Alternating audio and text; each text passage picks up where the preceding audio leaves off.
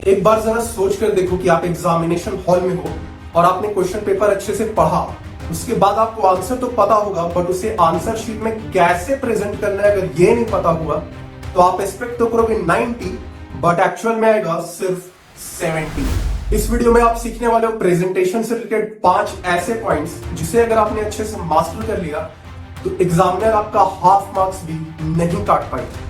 एक बात समझो कि एग्जामिनर को बिल्कुल भी नहीं पता है कि आप एक टॉपर हो, एवरेज हो या आप एक बैक बेंचर हो। तो सबसे पहले एक बात यार दिमाग में बहुत अच्छे से बैठा लो कि first impression is last impression.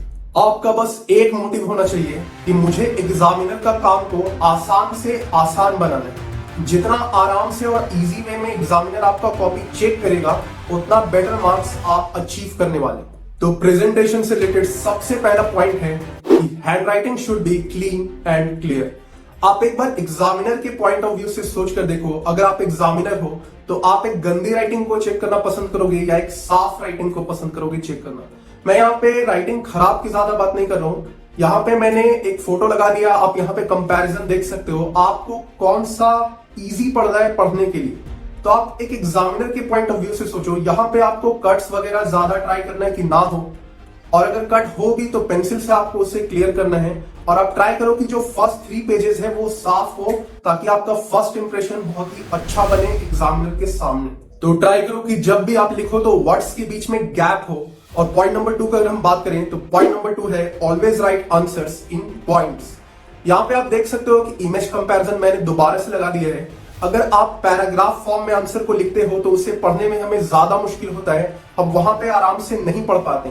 और अगर आप पॉइंट वाइज लिखते हो तो वहां पे हमें पढ़ने में बहुत ज्यादा आसानी होता है। तो एग्जामिनर के लिए भी वो चीज सेम है। एग्जामिनर अगर देखेगा कि पॉइंट वाइज लिखा हुआ है तो वो आपको ज्यादा मार्क्स मिलने का चांसेस यहाँ पे बढ़ जाएगा।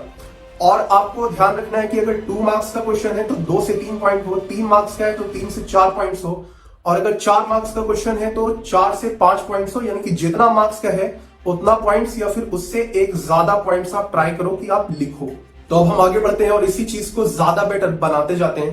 देखो पॉइंट नंबर 3 है the scanner technique. Scanner technique से मेरा क्या मतलब है, यहाँ पे आपके पास जो भी इंपॉर्टेंट कीवर्ड्स है, जो भी इंपॉर्टेंट वर्ड्स है, उसे आपको क्या करना है, अंडरलाइन कर देना है।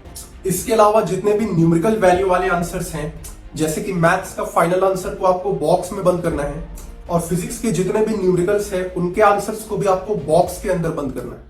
क्योंकि एग्जामिनर जब आपका कॉपी चेक कर रहा होगा तो वो बहुत आराम से चेक नहीं करेगा, वो बहुत स्पीड में बहुत सारे कॉपीज को चेक कर रहा होता है। तो वो बस कीवर्ड्स को ही पढ़ पाएगा, डिटेक्ट करेगा, और जैसे उसको दिखेगा वो राइट वर्ड्स आपने लिखा है तो आपको फुल मार्क्स मिलने के चांसेस बहुत ज्यादा यहाँ पे बढ़ जाएंगे। तो सबसे पहले मैंने बोला कि जब भी आंसर को लिखो तो पॉइंट वाइज लिखो, और पॉइंट वाइज में भी आपको क्या करना है, अंडरलाइन कर देना है कीवर्ड्स को, और अंडरलाइन हमेशा पेंसिल से करना है, पेन से नहीं करना। तो पॉइंट नंबर 4 है नेवर लीव एनीथिंग ब्लैंक।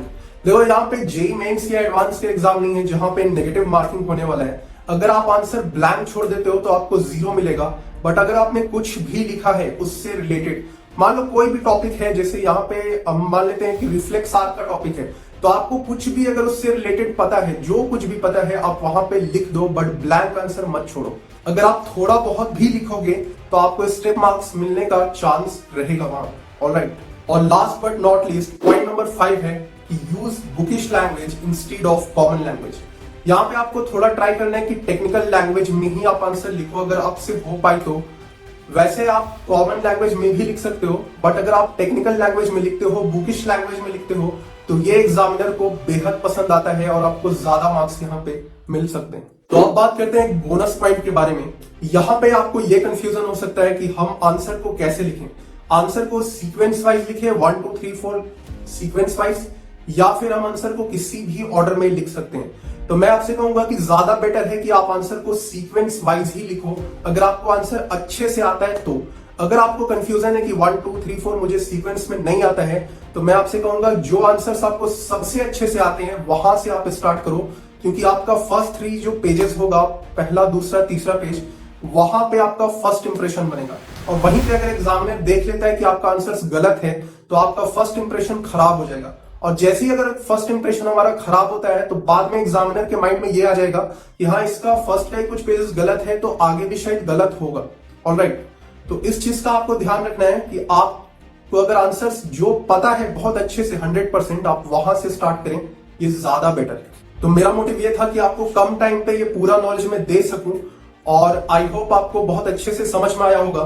तो अगर मैं इसे समराइज करूं बस एक लाइन में, तो आपको बस इस चीज का ध्यान रखना है कि मैं एग्जामिनर का काम को कैसे आसान से आसान बना सकूं और कैसे वो इजीएस्ट वे में मेरा कॉपी जल्द से जल्द चेक कर पाए।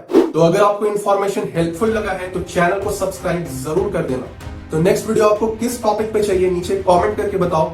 और अगर आपको नहीं पता कि मैथ्स के अंदर एनसीईआरटी के सबसे मोस्ट इंपॉर्टेंट क्वेश्चंस कौन से हैं जो पहले भी सीबीएसई के अंदर रिपीट हो चुके हैं, तो इस वीडियो को जाकर जरूर देखना। और यहाँ पे मैंने बहुत ही इंपॉर्टेंट क्वेश्चंस के बारे में डिस्कस किया है जो पहले सीबीएसई में आ चुके हैं और इस बार सैंपल पेपर को मद्देनजर रखते हुए मैंने उस वीडियो को बनाया है। तो आई होप आपको वीडियो भी बहुत अच्छा लगेगा। तो तब तक के लिए train your brain and build your life.